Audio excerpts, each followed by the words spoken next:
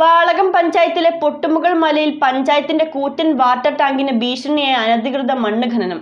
ചെങ്കൽ നിർമ്മാണത്തിനായുള്ള മണ്ണ് ഖനനം മൂലം 30,000 ലിറ്റർ ശേഷിയുള്ള ടാങ്ക് ഏതു നിമിഷവും തകർന്നു വീഴാവുന്ന അവസ്ഥയിലാണ്.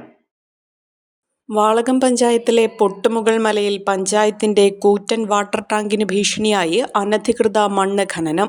ചെങ്കൽ നിർമ്മാണത്തിനായുള്ള മണ്ണ് ഖനനം മൂലം 30,000 ലിറ്റർ ശേഷിയുള്ള ടാങ്ക് ഏതു നിമിഷവും തകർന്നു വീഴാവുന്ന അവസ്ഥയിലാണ്.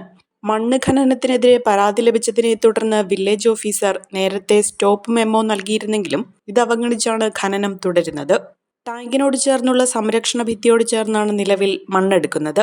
വലിയ ആഴത്തിൽ മണ്ണ് നീക്കം ചെയ്തതോടെ ടാങ്കിന്റെ അടിത്തറയ്ക്ക് ബലക്ഷയം സംഭവിച്ചിട്ടുണ്ട്.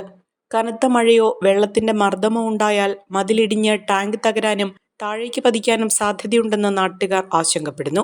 മണ്ണെടുക്കുന്ന സ്ഥലത്തിന് സമീപമുള്ള ജലശുദ്ധീകരണ സംവിധാനവും ഇതോടെ അപകട ഭീഷണിയിലായി.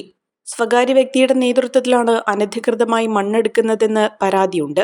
വില്ലേജ് ഓഫീസറുടെ സ്റ്റോപ്പ് മെമ്മോ നിലനിൽക്കെ തന്നെ മണ്ണെടുപ്പ് തുടരുന്നത് പഞ്ചായത്ത് അധികൃതരുടെ വീഴ്ചയാണെന്ന് പ്രദേശവാസികൾ ആരോപിക്കുന്നു.